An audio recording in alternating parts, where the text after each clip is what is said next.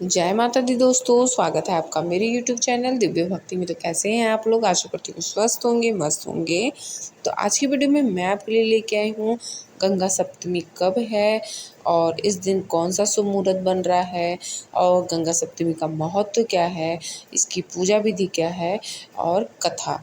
तो संपूर्ण जानकारी मिलेगी, वीडियो में अंत तक बने रहिए। वीडियो अच्छी लगे तो फ्रेंड और फैमिली में ज़रूर शेयर करिए। हिंदू धर्म में बिना गंगा जल के कोई भी धार्मिक कार्य संपन्न नहीं होता और इस बात से ज्ञात होता है कि माँ गंगा हमारे लिए कितनी महत्वपूर्ण है। माँ गंगा सप्तमी माँ गंगा की उपासना के लिए समर्पित एक विशेष दिन है। इसे हम माँ गंगा की जयंती के रूप में भी मनाते हैं। गंगा सप्तमी कब है?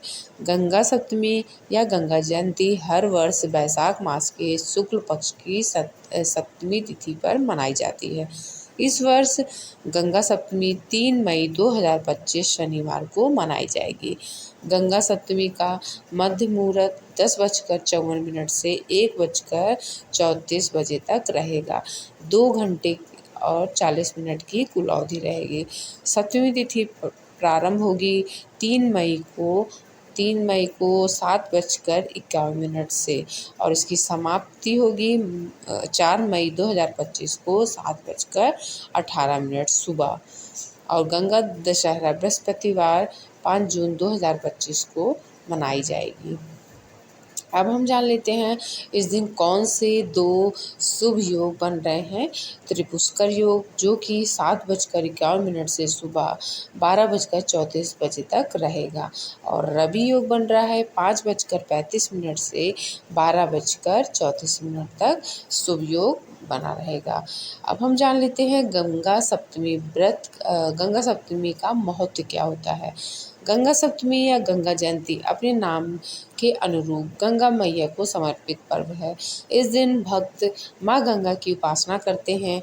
हिंदू मान्यताओं के अनुसार इस दिन गंगा जी का पुनर्जन्म हुआ था। गंगा सप्तमी उत्तर भारत में विशेष तौर पर मनाया जाता है। इस दिन प्रयागराज, ऋषिकेश, हरिद्वार, गंगा सागर, गढ़मुक्तेश्वर आदि तीर्थ स्थानों पर बड़ी संख्या में भक्त गंगा स्नान करते हैं और गंगा आरती व पूजा आराधना पर अपना जन्म सफल बनाते हैं। अब हम जान लेते हैं गंगा सप्तमी पर पूजा कैसे करें। गंगा सप्तमी या गंगा जयंती पर ब्रह्म मुहूर्त में उठकर गंगा स्नान करें।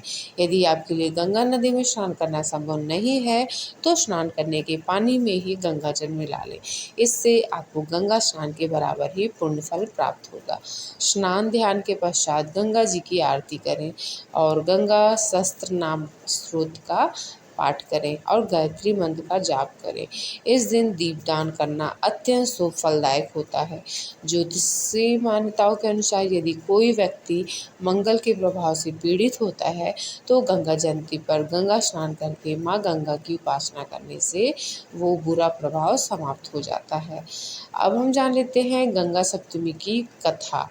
पद्म पुराण, ब्रह्म पुराण या नारद पुराण में गंगा सप्तमी के महत्व के बारे में वर्णन मिलता है, जिसके आधार पर गंगा जी गंगा दशहरा के दिन पहली बार पृथ्वी पर अवतरित हुई थी, परंतु उस समय शंकर जी ने उन्हें अपनी जटा में रोक लिया था।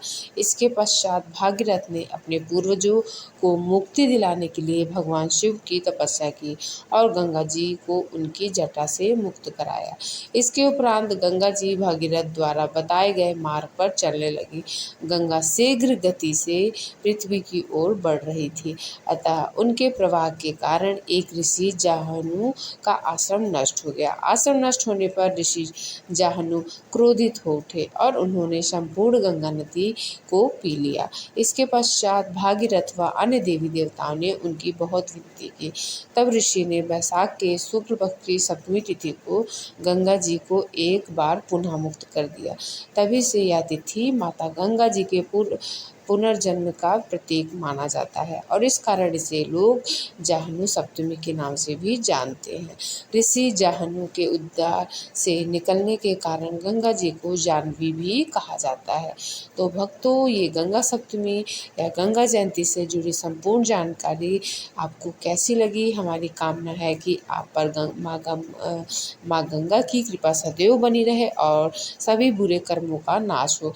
ऐसे ही व्रत, त्योहार और अन्य धार्मिक जानकारियों के लिए हमारे चैनल को सब्सक्राइब करना ना भूलिए।